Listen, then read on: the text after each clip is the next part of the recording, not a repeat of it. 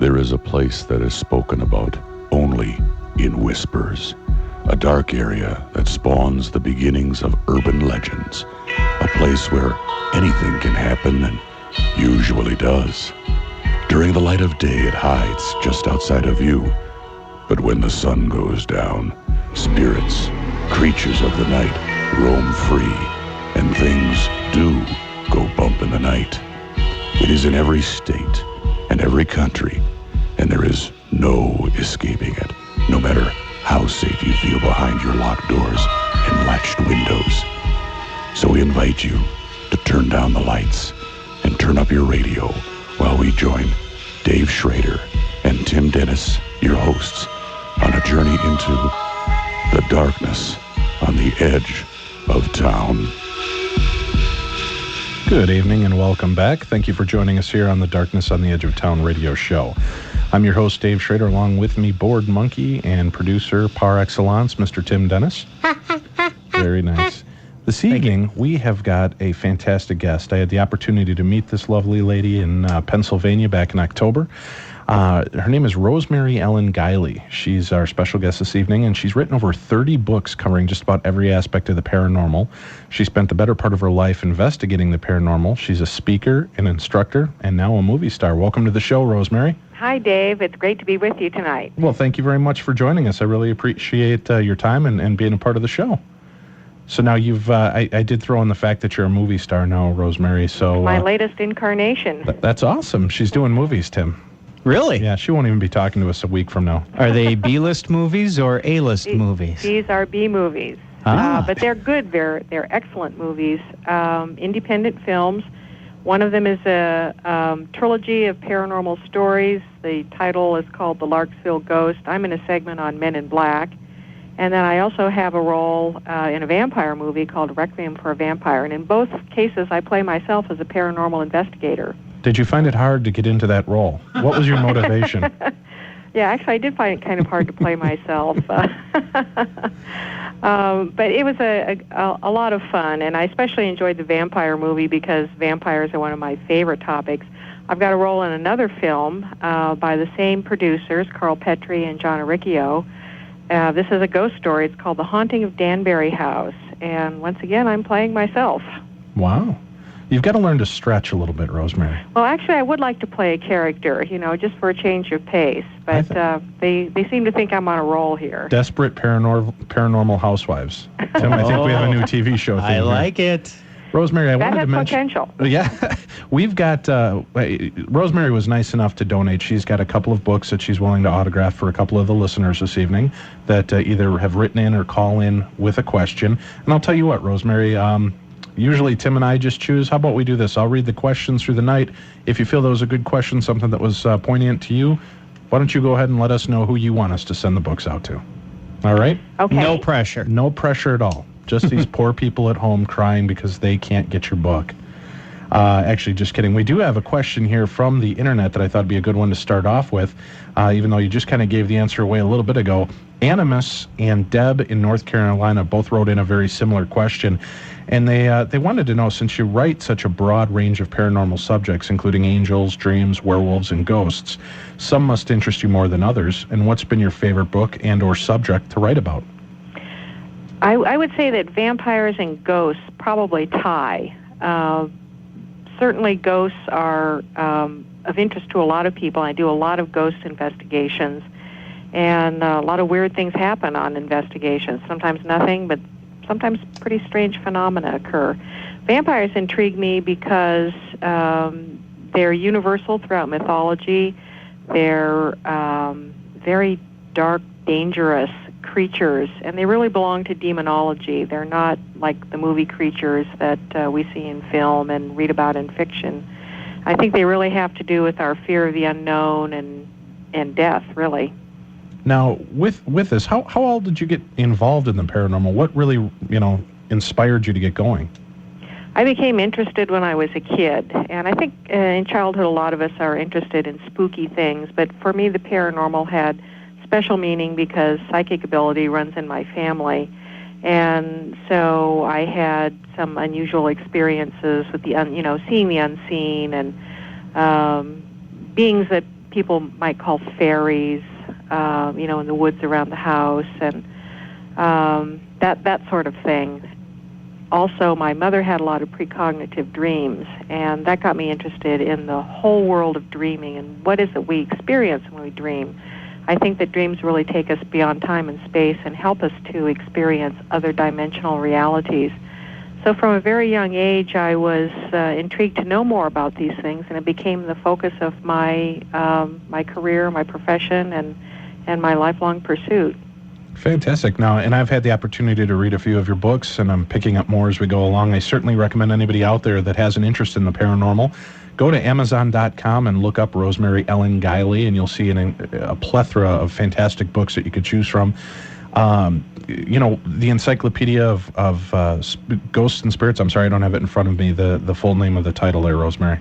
It's the Encyclopedia of Ghosts and Spirits, and that'll be one of the books that we'll be giving away tonight. Excellent. And then the other one about vampires is, now I know there's more than vampires in the title, and again, it eludes me, but it's the Encyclopedia of Vampires, Werewolves, and Other Monsters. Okay, and fantastic. The other monsters include shape-shifting entities that part of their shape-shifted identity would be human and then part supernatural.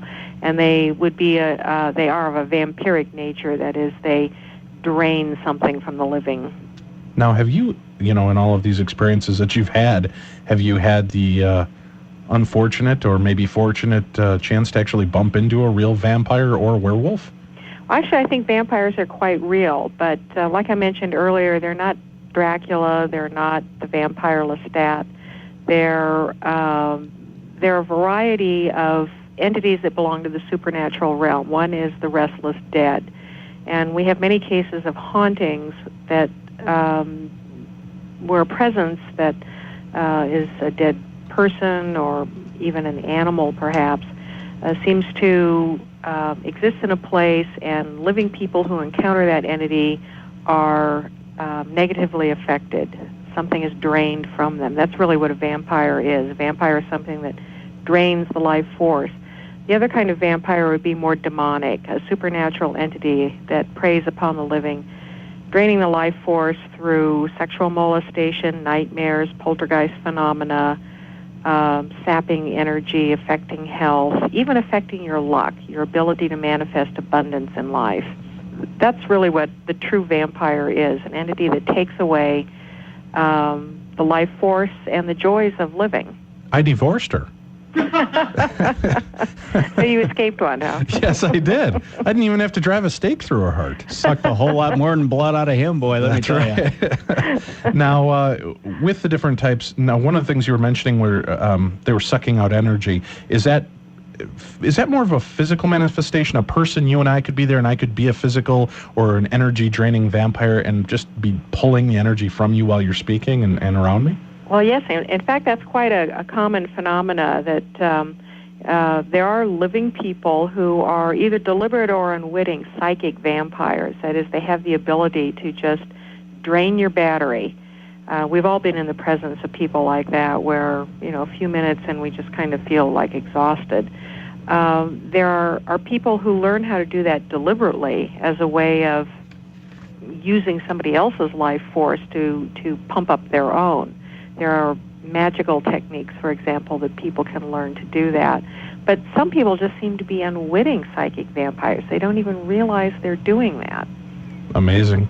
Right now with us, you're listening to the Darkness on the Edge of Town radio show. Our very special guest is Rosemary Ellen Guiley, author of over 30 books on the paranormal, including the Encyclopedia of Ghosts and Spirits and the Encyclopedia of Vampires, Werewolves, and Other Monsters. We'll be right back with Rosemary right after this. Riveted to the edge of your seat? Good.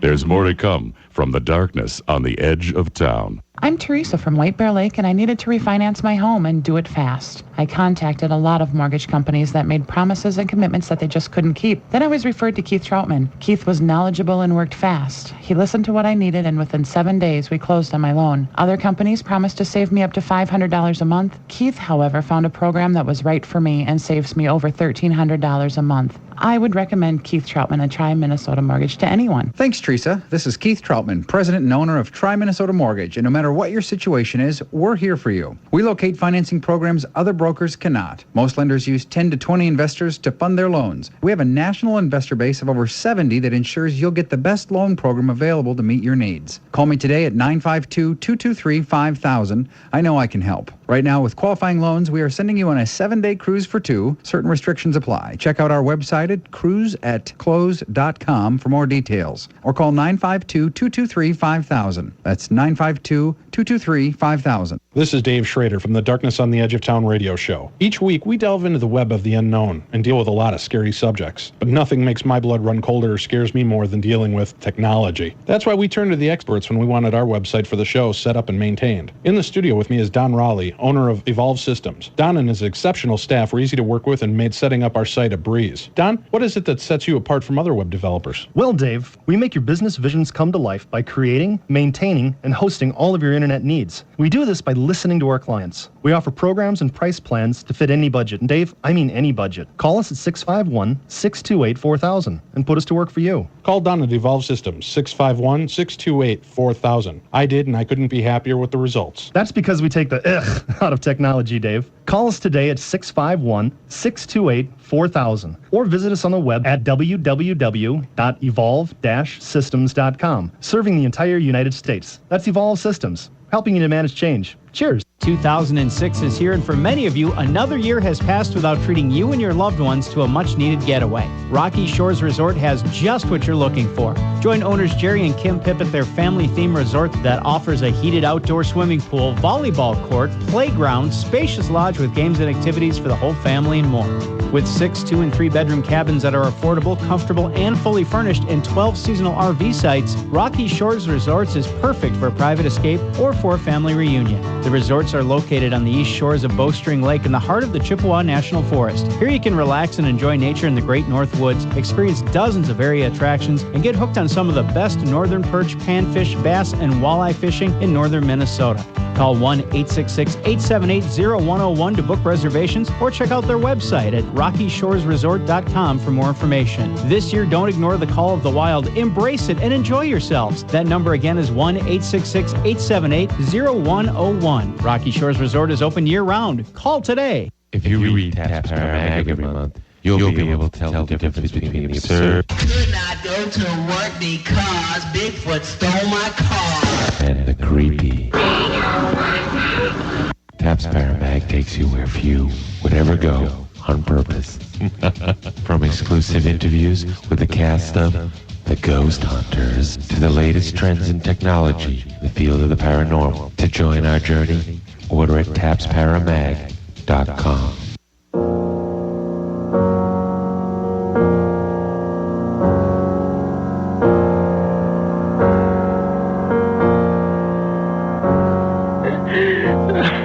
If you want to listen, it's your funeral. Welcome back to the darkness on the edge of town. Good evening and welcome back to the Darkness on the Edge of Town radio show. I'm your host, Dave Schrader. Along with me, Tim Dennis, and our very special guest this evening is Rosemary Ellen Guiley. She's the author of over 30 books in the paranormal, including the Encyclopedia of Ghosts and Spirits and the Encyclopedia of Vampires, Werewolves, and Other Monsters. Before we went to break, we were speaking to Rosemary about different types of vampires, and I don't know if you heard about this, Rosemary, but Tim's got a little news story he'd like to share with you, if you have a second. I'd love to hear it. Okay. Rosemary, we have our very own vampire governor candidate. Hey, all right. Jonathan the Impaler Sharkey chose Friday the 13th to formally announce his candidacy. Unlike other candidates, he was quoted as saying, "I'm not going to hide my evil side." Looking for something really, really different in a political candidate this year, you can take a gander at Jonathan the Impaler Sharkey. He'll launch his gubernatorial campaign in Princeton, which he did. He actually walked around in one of the cafes in Princeton, shaking hands, biting the necks of small children, and basically introducing himself on Friday the 13th as a satanic dark priest and the leader of the Vampires, Witches, and Pagans Party. Since there's nothing but a $300 filing fee to stop anyone from running for statewide office, campaigns in Minnesota typically attract colorful and eccentric characters. We had one called Governor Jesse Ventura. He was one of them. Also, coincidentally, Jonathan the Impaler Sharkey, a former pro wrestler. What is it about pro wrestling, Rosemary, that attracts vampires? I think this guy has an unusual angle, and actually, when you think about it, a vampire governor could have a significant advantage over, eliminating some competition. At least we know that he's going to be a politician that sucks right up front. There you go. A couple of interesting things, too, here, Rosemary. One, he says he's going to be totally open and honest, and unlike other candidates, he's not going to hide his evil side. He also has, how should we put it, an interesting way of dealing with terrorists, rapists, drug dealers, child abusers, repeat drunk drivers, and anybody who preys on the elderly. His pledge is to execute by impalement in front of the state capitol. Your thoughts? Well, it sounds like he's going to give Vlad the Impaler a run for his money, but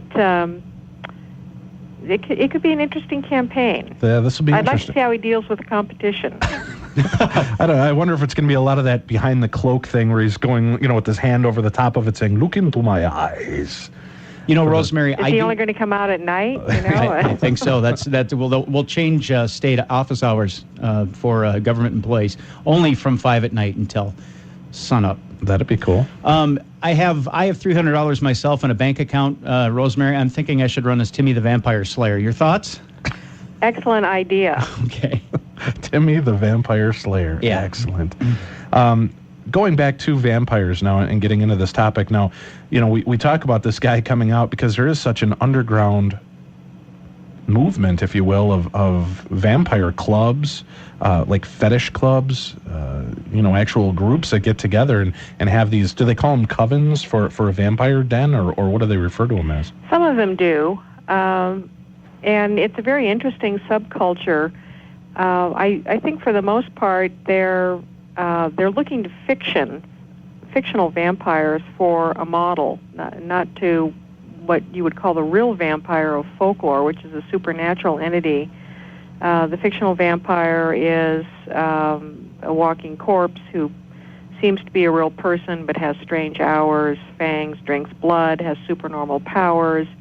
The supernormal powers you don't find in folklore. But I find it interesting because when life imitates art, it can create its own entity. And if enough people become involved in a vampire subculture, I think that they begin to create a reality that is that subculture. And it begins to take on a life of its own and evolve in its own direction. Some of these organizations are very structured, very sophisticated. They have their own language, their own rules and hierarchies. They create their own mythology and history and social behavior. It's like a culture that invents itself and then takes on its own history and becomes its own entity. Now, have you, in researching these books, have you ever hung out with these groups? Not to a great extent. My interest has been primarily in the folkloric vampire, the supernatural entity. Okay. And you don't think that those ever actually existed? It was just folklore, just old wives' tale stories passed down? Or? Oh, no, I think vampires are quite real. And I think that they have existed universally in human culture. We find vampire entities in all mythologies. So I think that vampires are quite real, but it's the supernatural entity. I don't think that there are walking corpses in the style of Dracula or Vampire Lestat. Okay, I guess that's where my question was going more. Now, with the werewolves, now is that based on reality as well, or is that something that was, again, just what I've read in the past from like Native American culture, they find the totem of an animal that they kind of become or that they hold up in their religion, if you will. Is that more where werewolves kind of stem from, or give us a little history on werewolves? Well, just like vampires, there are different types of werewolves and different explanations for werewolves. There are magical cultures, shamanic in nature, where people have learned magical techniques for shape-shifting into animals, and they acquire the characteristics and powers and abilities of those animals. So that would be one type of werewolf. Another type is like a supernatural entity, a creature that exists in its own reality. I think that our slice of the universe intersects with a multiverse, other dimensions, and that there are creatures that we call supernatural that exist in these other dimensions in their own right, and occasionally our dimensions cross. There are types of werewolves who would fall into that category as well. There are certain creatures that have their own reality in other dimensions. Do they get back into their reality then, or are they stranded here, do you think? I think more we have these bleed-throughs, because one thing we seem to lack with these supernatural creatures is hard physical evidence. Bigfoot is another example of that, where it's been very difficult to prove the existence of Bigfoot with skeletons and, real creatures. Yet there are many, many sightings. And I think that we sort of have windows where we have these encounters, but they're very fleeting, and there's no tangible physical evidence left behind. So these creatures seem to be more unreal than real to us, but I think that they are quite real. Okay. I've got a set of questions here from Robin Bailey that were emailed in. This kind of follows the same topic. First question is, can angels really be considered as evil? What exactly are shapeshifters, and can they cause harm to a person? And do you know of any hard documented evidence in which shows that energy healing actually works? Well, we've got three wide-ranging categories there. Yeah. Can angels be considered evil? There are good and bad angels in the text dealing with angels. Now, according to the Christian view on angels, a third of angels fell from heaven by following Lucifer, and they became, the demonic entities. But when you read some of the texts outside the canon, books from the Apocrypha and the Pseudepigrapha, which talk about angels, angels are, they're not necessarily good or evil, but they're not necessarily pro-human either. In fact, in some texts, angels are anti-human. They want to have their heaven, and they want people to stay in the earth realm, and they don't want people in their realm. So there are angels who are hostile to humans, but that doesn't necessarily make them evil. They're not demonic. In the ancient texts, people were often afraid of angels because the appearance of an angel meant, God might be sending an angel to punish you. Angels were often sent for course corrections. So our ideas of angels have changed over time. Today we like to think of them as always benevolent, but when you look at the ancient texts, they're not always acting that way towards human beings. Great. You know what? We'll get to the other two questions here that we have from Robin Bailey. We're going to go to a quick commercial break. You're listening to the Darkness on the Edge of Town radio show with our very special guest, Rosemary Ellen Guiley, author of Encyclopedia of Ghosts and Spirits, and the author of Encyclopedia of Vampires, Werewolves, and Other Monsters. We'll be right back. And harder to take care of ourselves. I'm Robin Leverton, owner of Ciao Bella Permanent Cosmetics in Brooklyn Park. We specialize in beautiful, natural-looking eyeliner, eyebrows, and lip color. We provide professional and personalized service in a sanitary environment. When you choose Ciao Bella, you are guaranteed the gentlest method available. I'll work with you one-on-one to help you achieve your desired look. We offer a full, rich color palette that will accentuate your natural beauty. If you have allergies to conventional makeup, suffer from hay fever, watery eyes, or the embarrassment of little or faint brow color, and you want a look that will stay fresh all day, every day, then we have the perfect solution for you. Time is a rare commodity, and with Ciao Bella Permanent Cosmetics, we help you take control of your time by giving you a low-maintenance, fresh appearance that you will love every day. Book your appointment by January 31st, and you will receive a 25% discount. You deserve to look your best, and at Ciao Bella, we want to help you. Call 612-306-4961. That's 612-306-4961. Jeff Rusterholtz with Edina Realty understands that the housing market is changing, and he's prepared to work with you to put together an aggressive plan to ready your home and help you sell quickly.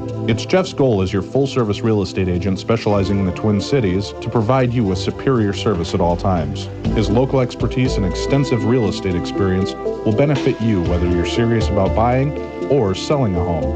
By taking time to really listen to your needs and desires, Jeff Rusterholtz with Edina Realty will help you find the home of your dreams. And if you're selling a home, his real estate expertise and many effective marketing programs will give you the exposure and edge you need to sell your home quickly and for top dollar. Jeff prides himself on providing unparalleled service, and he looks forward to developing a long-term relationship with you.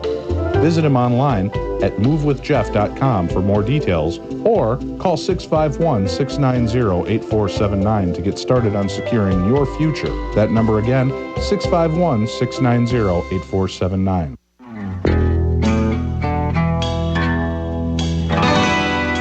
Try not to fall asleep. Will only give you nightmares. Welcome back to the darkness on the edge of town. Good evening, and thank you for joining us on the Darkness on the Edge of Town radio show and joining us at darknessradio.com. This is Dave Schrader, along with our special guest this evening, author, speaker, instructor, Rosemary Ellen Guiley. She's written over 30 books covering just about every aspect of the paranormal, including the Encyclopedia of Ghosts and Spirits and the Encyclopedia of Vampires, Werewolves, and Other Monsters. Rosemary, before we went to break, we had a couple questions here from Robin Bailey. Second question that we had was, what exactly are shapeshifters, and can they cause harm to a person? A shapeshifter is someone who has the ability to take on another form, and this is found in shamanic traditions, in magical systems. For example, a person who has the ability to take on an animal form. I think that this is a real magical ability. I'm not certain how widespread it is or how difficult it is to learn how to do that, but I think that there are people who have that ability. Can they do harm to people? If that's the intent, the answer to that would be yes. Hexing and cursing are real forces, just as blessings and healings are. And so if a person with magical ability, who had the ability to shapeshift, wanted to harm somebody or something, they would have that capability, just as someone who had good intent would have the capability of healing. Fair enough. We are going to open up the phone lines as well. If you'd like to join in on the conversation this evening with Rosemary Ellen Guiley, you can give us a call at the station at 612-375-1400. Again, that number is 612-375-1400. Last question that she had here was, do you know of any hard documented evidence that shows that energy healing actually works? I'm not quite certain what Robin means by hard documented evidence. There have been so many studies undertaken of thought at a distance, intention at a distance, prayer at a distance. The evidence is piling up that energy healing does work, that there is something about thought and intentionality that has an effect, positive or negative, really, on the physical environment. For myself, I think that we have that evidence that energy healing does exist. I've taken energy healing training in a number of systems. I've done bioenergy, therapeutic touch, a system called Jo Ray, which is Japanese. It's very similar to Reiki.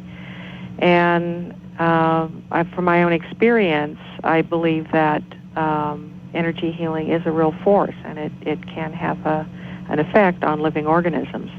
Okay. Now, earlier you had spoken about that your abilities, you noticed you were able to actually communicate to spirits in dream form. We have a couple of questions here, one from Ginger Overstreet, and she writes in and says, I read your article, Dreams from the Dead, and I thought it was wonderful.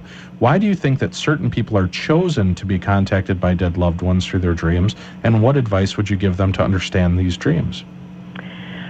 Well, in answer to that, I'd say I'm not certain that such people are chosen. I think that there's something in consciousness that enables extrasensory perception or experiences to take place, like telepathy, clairvoyance, and also communication with the dead, especially through dreams. It's like electricity, and it travels along the channels of least resistance.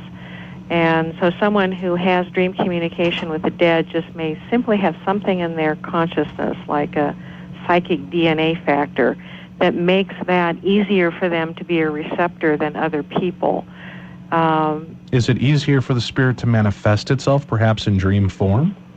I think that there's something about the dreaming state of consciousness that facilitates this sort of encounter.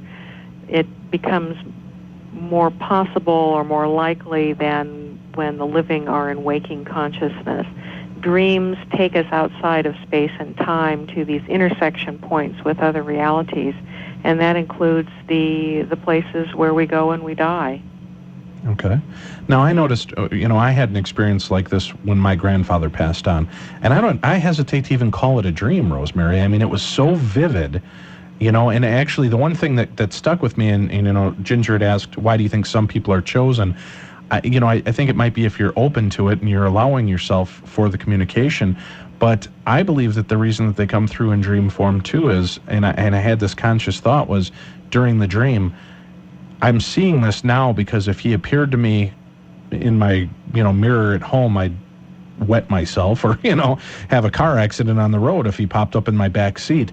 In the subconscious, it's probably a lot more easy for you to accept and take. I think you're right, Dave. It's easier to assimilate and accept in the dream state, and these dreams are very vivid, very real. I call them encounter dreams because to me they are real experiences that just simply happen to occur in the dreaming state rather than in the waking state. A lot of times these dreams happen unexpectedly. We don't go to sleep thinking, I'm going to try and communicate with someone who's passed over. And I know of cases where people really want to have that experience and they don't understand why they can't.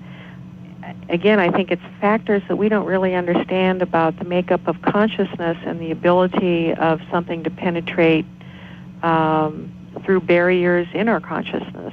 Do you think it also might have to do with the need or the import for the dream?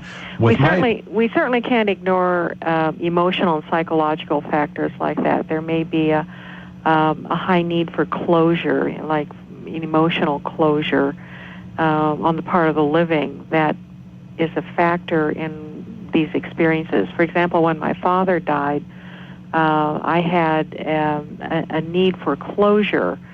He died very suddenly, and I was too far away, and so he passed, out of my life very abruptly.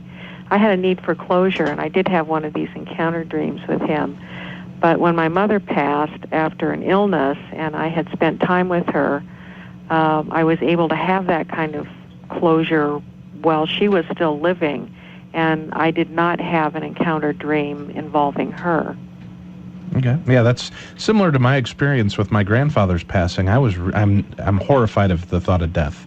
It's always bothered me. It's kept me up at night worrying about death. And when I lost my grandfather, that was the first person really close to me, and I was devastated and in really bad straits.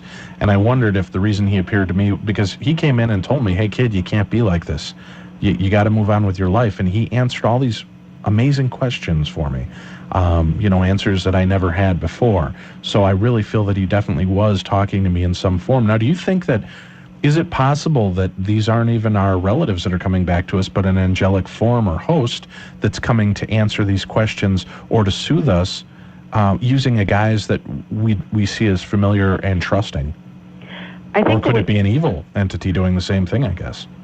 Well, I think we can't rule out that possibility. It could very well be that we're getting some sort of reassurance from Spirit or the Godhead or God, and it takes that form because that's what we need for our medicine, so to speak. It's certainly possible. My own personal feeling is I think we really do have an encounter with a deceased individual. Okay. Now, we do have a question as a follow-up from Lisa in North Carolina. She wants to know, can a person control their dreams, and how? It is possible to control your dreams. It's called lucid dreaming. Some people do it quite naturally. They're born with the ability to manipulate their dreams, affect the outcome and the content of dreaming. And I know individuals who can do that at will almost every night. And there are people like me who have an occasional lucid dream, and and you kind of wish you could do it more often because they're usually interesting and very enjoyable. There are a number of techniques that dream workers have experimented with to try and induce and increase the control of dreams. People have varying rates of success. And again, I think it boils down to natural ability. It's just like a person's going to play the piano very well or, plunk along playing chopsticks. But there are books that go into these techniques. I talk about some of them in some of my books, Dream Speak, Dreamer's Way, Stephen LaBerge's work, his book out called Lucid Dreaming. He's done quite a bit of research on it. There's another book called Control Your Dreams. So you can experiment with these techniques and see how well they work for you. What do you feel the correlation is between, these lucid dreams and perhaps a form of astral projection? Do you think that they go hand in hand? Maybe that's why you can control things a little better? Actually, I think all dreaming is a form of astral projection. I think that we're out of body and out of the physical world whenever we dream. It's just that sometimes when we dream, we're more aware of that than others, and we may find ourselves in bizarre landscapes like a Salvador Dali painting, or doing something that seems to be quite ordinary, only we know we're dreaming. One technique that has worked for a lot of people in terms of lucid dreaming is to do self-programming before you go to sleep, that I will be aware that I'm dreaming while I'm dreaming. I will be able to control the content of my dreams. That works for a lot of people. Sometimes we're dreaming and we're suddenly aware of the fact that we're dreaming. At that point, many people lose lucidity right there. But there are some techniques that work for people where you try and touch things in the dream and feel how solid they are. Look at your hands, look at your feet. Ways of sort of connecting with the dream reality that help to maintain the lucid state. Okay. Do you believe, though, that with this form of astral projection, when you're out there, if you're having a negative or bad dream, can you bring these things back with you? I'm not quite certain what you mean. You mean bring dream images and content into the waking world? If I'm dealing, I've had dreams, just as an example, where I'm dealing with evil creatures, incarnations that aren't my children. But when and I feel like it's more of a lucid dream, more of like an astral projection, and I've been worried when I've come back, is there a chance of bringing these entities with me or back in? I don't know exactly how to format the question. Do you follow what I'm asking at all here? I think that our dream experiences stay in the dream world. Okay, so possession you don't believe can occur by dragging something back from the dream world, like the Freddy Krueger movies. I mean, they were able to drag back this evil force sometimes into reality. Well, one of the things about the paranormal realm is it's impossible to rule anything out. I'm not aware of any cases of people who feel that they've become possessed by having a bad dream. However, in folklore, the whole experience of the nightmare is linked to demonic entities. That a demonic entity comes and causes you to have a nightmare, and so that would be a form of possession, at least temporary possession. An entity causing you to have a negative experience. Fantastic. Well, we're going to go to another break here real quick, Rosemary. I'd like to have you back on in the future to cover more of the dream interpretation and dreamscaping, if that's something that you'd be open to. Well, dreams are one of my favorite areas, too. And Great. Because of psychic dreaming in my family, I've spent quite a few years paying attention to my dreams. Good. Well, we'll definitely have you back for that. We're going to talk to you again in a few minutes here about some of your actual experiences with the spirits and things that you've encountered in your investigations. You're listening to the Darkness on the Edge of Town radio show with our very special guest star, Rosemary Ellen Guiley. Thank you very much for tuning in. We'll be right back.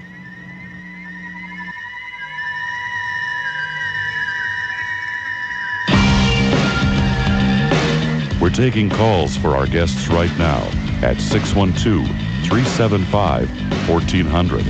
The darkness is closing in. Be sure to get your question in quick. Tri-Minnesota Mortgage was founded on one simple principle: to be your complete mortgage resource. Keith Troutman and the experts at Tri-Minnesota Mortgage will assist you with all your needs. They've built a reputation for client satisfaction and are devoted to making the mortgage process as easy as possible. You get to work with a broker that understands your needs. Finding the right loan is only the beginning. Tri-Minnesota Mortgage will assist you every step of the way to ensure smooth sailing with personal one-on-one help. I'm Dave Schrader, the host of Darkness on the Edge of Town. When I bought my new home, I turned to Keith Troutman to help me. He made what could have been a very stressful time easy and painless. He was considerate and realizes that this is more than just a job to him. It's the future for you. I recommend them to my friends, and I'm happy to recommend them to you. To take the first step to a financially free tomorrow, call 952-223-5000 or visit them on the web at cruiseatclose.com. For a fresh start, no matter what your current situation, call Keith at Tri-Minnesota Mortgage. That's 952-223-5000. As Keith says, it's your money. Keep more of it. That's Tri-Minnesota Mortgage, 952-223-5000. Howdy, this is Don Raleigh from Evolve Systems. Evolve Systems can't help you lose weight. We don't know anything about diamonds, and we can't help you save a boatload of money on your car insurance. What we can do is help you with your merchant processing. We work with small businesses to provide credit card processing, debit card processing, gift cards, and check acceptance. Whether you need a point-of-sale system, a credit card terminal, or want to accept payments over the internet, Evolve Systems will work with your small business to find the right solution for your merchant processing needs. Ask us how you can get a free copy of QuickBooks 2006. You can reach us at 651-628-4000 or on the internet at www.evolve-systems.com. Now you have a friend. Well, not yet, but give us a call at 651-628-4000 and we can chat. Evolve Systems, where we help you to manage change. This is Don Raleigh. Cheers. If you read Taps Paramag every month, you'll be able to tell the difference between the absurd Could not go to work because Bigfoot stole my car. and the creepy. Taps Paramag takes you where few would ever go on purpose.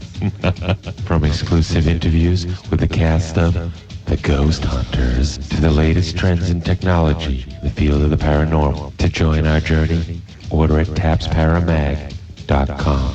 In the Amityville horror, the ghost told them to get out the house. White people stayed in there. Now that's a hint and a half for your A ghost say get the out, I would just tip the out the door. They walked and looked in the toilet bowl, was blood in the toilet. Hey, so that's peculiar. I would have been in the house and said, oh, baby, this is beautiful. We got a chandelier hanging up here, kids outside playing. It's a beautiful neighborhood. We ain't got nothing to wear. I really love them. This is really nice. Get out. Too bad we can't stay, baby. We're the type of guys who would have stayed just for the extra company.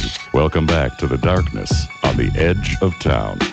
Good evening and welcome back. This is your host, Dave Schrader, along with Tim Dennis. This evening, our very special guest is Rosemary Ellen Guiley.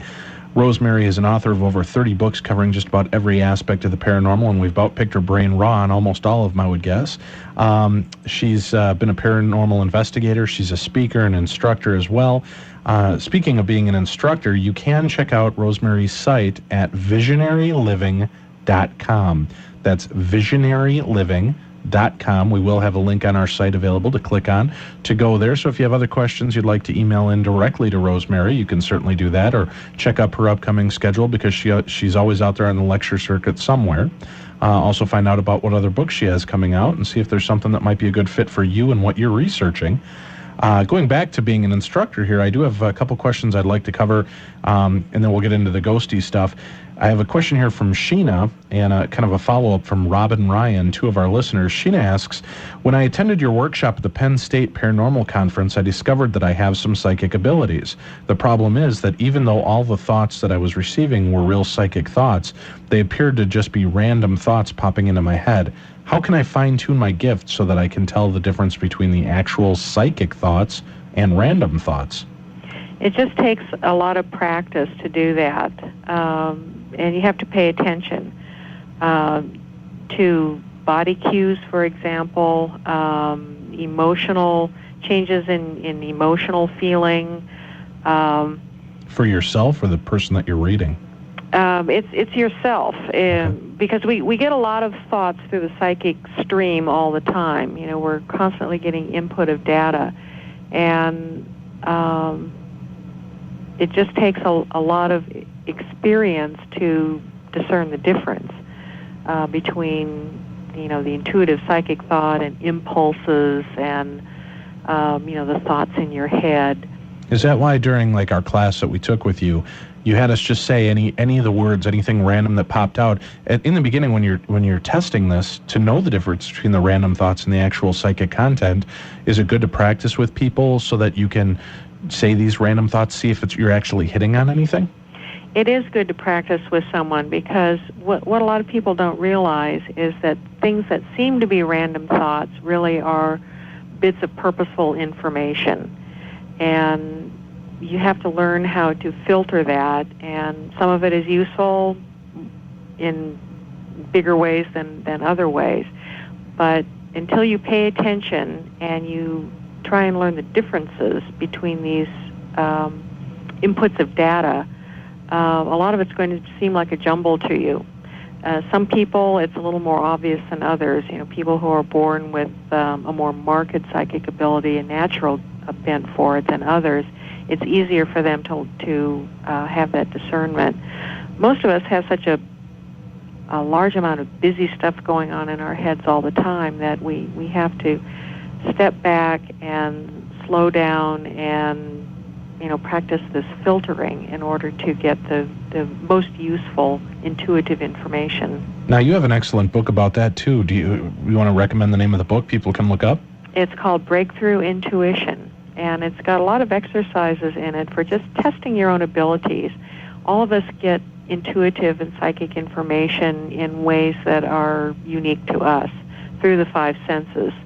And you have to learn how your own senses are feeding you this information before you can build your ability. So the book is oriented to helping people see the different ways that information comes through the senses, what their strengths are, and then how to work with those strengths to enhance their ability. Fantastic. Now, I've got to ask you, Rosemary, with all the experiences that you've had, all the books that you've written, all the research you've done, do you still get creeped out? Every now and then, yes. I've never been truly terrified in the Hollywood sense, you know. Well, we're coming up to the top of the hour here. Everybody's just nestling into bed to get all comfortable. Let's shake them up a little bit, Rosemary. Can you tell us about a couple of the creepier, more strange examples that you've had happen when you've been out investigating? Well, I have had dream invasion, mostly from people who have been practicing negative forms of magic, not from any supernatural entities. And for me, that's a serious breach of my own defenses when something penetrates the dream state, and I have an unpleasant dream. And these dreams are distinctly different from ordinary dreams. And I take remedial action to, you know, do a little cleansing and, you know, buffing up the barriers and that sort of thing. I did have one experience where I inadvertently summoned up a rather nasty demon, not because I wanted to, but I was doing some work on a book, and I think through my intensity of concentration and the fact that I kept going over and over the name of this entity, I inadvertently summoned it in to the place where I was working, and some poltergeist phenomena happened, and there was kind of an icky feel in the atmosphere. What type of activity was occurring? Lights went on, off and on. The dog in the house was hysterical. The people who were, I was guest in somebody else's house, and the people who were there felt that there was something ugly in the house, and they didn't know what it was. And I think it was because some sort of rift had occurred through the intensity of my concentration on the writing of the material, and it was an inadvertent invocation through the name, and it went away. It didn't stay. There was nothing really to anchor it in place, and I just resolved to be a little more careful. Wow. So you got to be careful what you focus on. Yeah, huh? It was kind of creepy, and I wasn't affected at all. but the people who were there were affected by it. Now, how about during your actual paranormal investigations? What's about the weirdest, creepiest thing that's ever happened to you out there? Well, I have seen objects move about. I've had a few visual sightings of apparitions. Now, full apparitions, the shadow people. By the way, that reminds me, Rosemary's doing some research on shadow people. If you go to her website, she would really love to hear about any experiences you might have had with shadow people.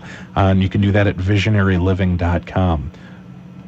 And thank you very much, Dave, because I'm doing some research to try and get a handle on what exactly the shadow people are. Are they entities who that's their only form? Are they projections from our subconscious?